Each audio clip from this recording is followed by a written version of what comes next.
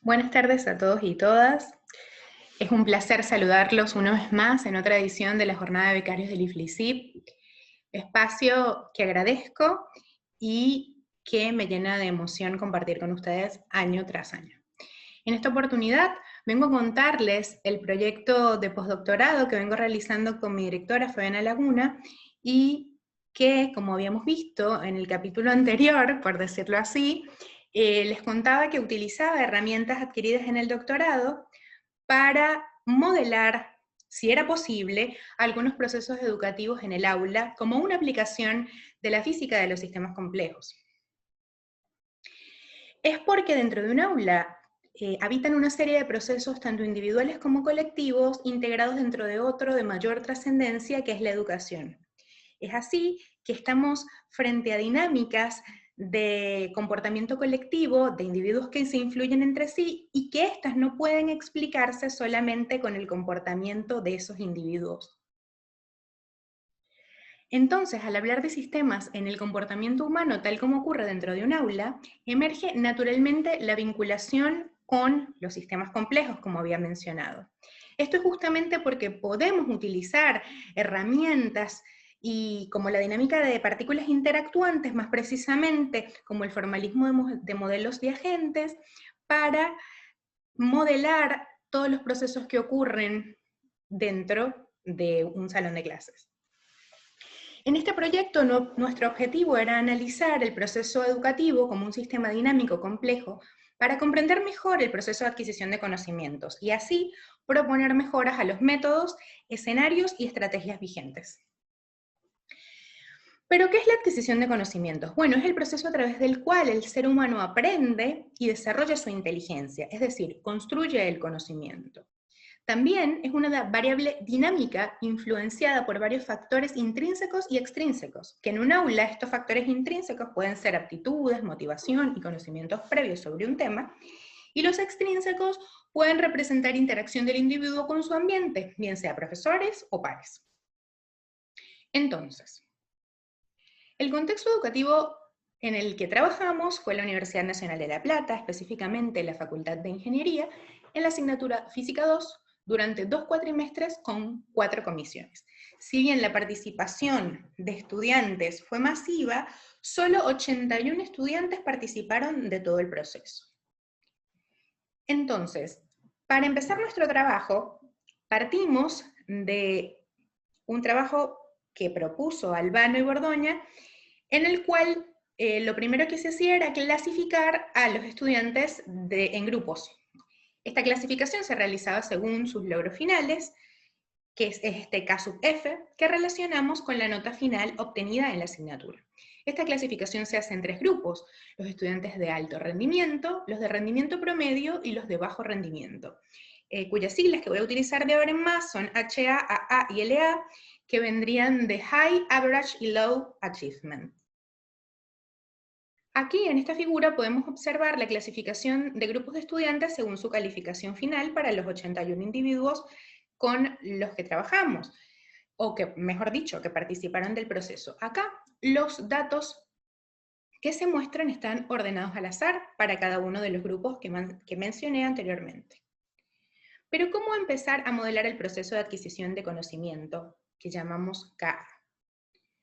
Bueno, adquirir conocimiento sobre un tema específico se puede plantear como la suma de 4 grandes términos que no son más que esa variable dinámica de factores intrínsecos y extrínsecos que pueden influenciar la adquisición del conocimiento en el aula, que son la motivación, la actitud, la influencia del grupo o de los pares y la influencia del profesor. La suma de estos factores se compararía o se pretende comparar con el conocimiento final, que es la calificación final que adquiere el individuo I en la asignatura. En este momento es preciso comentar que nuestro estudio se enfoca en un tipo específico de aprendizaje que está relacionado con conceptos de la física clásica, y que este no es el único contenido de valor que se aprende en el aula, y que además simplificamos el concepto de conocimiento como una medida concreta y cuantificable.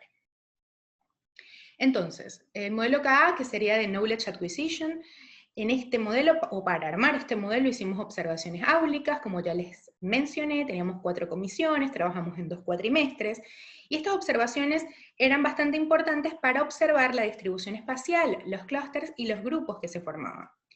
También realizamos encuestas para relevar estos factores mencionados, y estas encuestas se realizaron en 3 momentos. Al ser Física 2 una materia promocionable y dividida en 2 módulos, las encuestas se realizaron el primer día del curso, la segunda se realizó al final de la primera parte del curso, y la tercera al final del curso. Las encuestas son similares a las que ven en pantalla, donde están las preguntas y las opciones que tenían, y además las cantidades que se relevaban. Entonces, como ya les mencioné, hicimos observaciones áulicas, hicimos encuestas, y estos resultados fueron comparados con la nota final, que llamamos conocimiento final. Además, ajustamos este modelo y observamos que hay coeficientes que ajustan para cada grupo, pero no para cada individuo. Encontramos coeficientes bastante característicos para cada grupo, y en esta figura podemos observar los resultados del modelo. Lo que podemos observar en esta figura, donde graficamos el conocimiento final y para cada uno de los agentes que participaron del proceso, y lo que podemos observar son los círculos rojos, que son la calificación final real, ordenada de manera descendente, y los diamantes azules serían nuestro modelo propuesto. Lo que podemos observar es que los términos que consideramos reproducen aproximadamente el comportamiento observado para los datos reales, reflejando los principales mecanismos en el proceso de adquisición de conocimientos. Las diferencias observadas se deben a que este proceso es mucho más complejo. La novedad fue que en octubre, o el pasado mes de octubre del 2020, nos aceptaron nuestro primer artículo de este proyecto, que tiene por título como la charla, el proceso de adquisición de conocimientos desde una perspectiva de los sistemas complejos, y que va a salir publicado en esta revista en su edición de enero de 2021. En este trabajo, no solamente hablamos del modelo que les acabo de mencionar rápidamente, sino también que como necesitábamos profundizar en la comprensión del proceso de adquisición de conocimientos, se necesitaba una idea del desarrollo temporal de los procesos de aprendizaje de los individuos, y es esto lo que nos da el formalismo de modelo de agentes. ¿Por qué? Porque al utilizar este formalismo nos permite realizar simulaciones numéricas para realizar o para seguir la evolución temporal del grupo, basado en parámetros comunes para cada uno de los grupos, y también para el comportamiento de algunos individuos. En este método utilizábamos N agentes, cuyo conocimiento evolucionaba en paso de tiempos discretos, la unidad de tiempo fue 1 semana, la duración del cuatrimestre 16 semanas, y el máximo K sub FI que un agente puede alcanzar es 10, como la calificación. Entonces, a cada agente se le asigna un vector denominado conocimiento. Este vector tiene como componentes los factores que mencionaba al principio, y la dinámica de la incorporación de nuevos conocimientos está relacionada con otro vector asociado a cada agente, al que denominamos potencial. Este vector tiene 4 componentes, que son las mismas componentes o las mismas áreas en las que dividimos el conocimiento en el modelo propuesto al inicio, ¿no? Entonces, se tiraba un número aleatorio, y si este número aleatorio era menor que el potencial que tenía un agente en esa área, se añadía una fracción de conocimiento en esa área específica, y así para todas las áreas. En esta figura podemos observar los resultados del modelo de agentes. ¿Qué vemos acá? Bueno, en círculos rojos son la calificación real, que está ordenada de manera descendente para los 3 grupos. Tenemos la línea continua verde, que sería el valor medio del conocimiento final, y en violeta su respectiva dispersión. A este modelo lo llamamos el modelo de agente versión 0, y lo que nos muestra es que la interacción entre pares imita el enfoque que propusimos en el modelo de adquisición de conocimientos, y que el modelo ajusta bien a los datos reales de cada grupo de agentes. Esto muestra un comportamiento robusto que valida esta metodología. Pero debido a las complejas interacciones de los individuos dentro del aula con sus pares, emergen dinámicas asociadas al comportamiento colectivo que deben ser considerados en los modelos. Lo primero que quisimos hacer, el primer approach, es que nos dimos cuenta que los alumnos no estaban aislados, sino que más bien formaban grupos, y que considerar esta interacción era evaluar el efecto de los pares. También, haciendo esto, podíamos observar y evaluar cómo influía el tamaño del clúster, la composición, y eso es lo que hicimos con 3 versiones que propusimos además del que conté hace unas filminas. La primera versión, que llamamos ABM1, en esa versión los agentes de un determinado clúster imitan el comportamiento del agente que presenta el mejor desempeño total dentro del clúster. En la versión 2, los agentes de un determinado clúster imitan el comportamiento del agente que presenta el mejor desempeño, pero en su término de pares. Y en la versión 3, cada agente puede copiar el valor del término de pares de cualquier agente en su grupo elegido al azar. Esta versión sería una versión de chequeo. ¿Qué observamos acá? Acá tenemos el valor medio del conocimiento final versus el número de clústeres. Al inicio tenemos un solo clúster que es como si todos los estudiantes estuvieran juntos en un solo grupo grande. Y al final tenemos 81 clústeres separados, que es equivalente a decir que están los individuos solitos, 81 solitos. Los colores son, en gris oscuro tenemos el grupo, el valor medio del conocimiento final de todos juntos, y en los colores rojo, azul y verde los tenemos diferenciados por grupos, HA, AA y LA. La estrella negra representa lo que pudimos observar en la realidad, lo que pudimos medir en la realidad. Esto se realizó para clústeres formados al azar, y la composición teníamos 13 HA, 34 AA y 34 LA. Se hicieron también 1000 realizaciones independientes. Lo que podemos observar es que el conocimiento final es siempre mayor cuando los individuos forman grupos. Realizamos esta misma figura para la versión 2 y se observó el mismo comportamiento.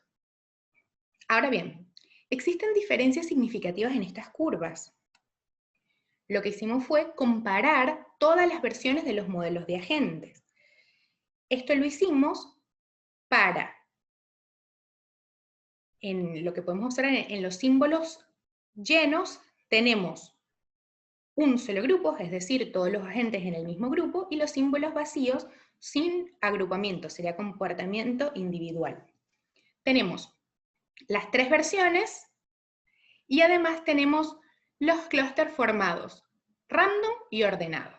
Lo que podemos observar es que no importa la versión, siempre se aprende mejor en grupo.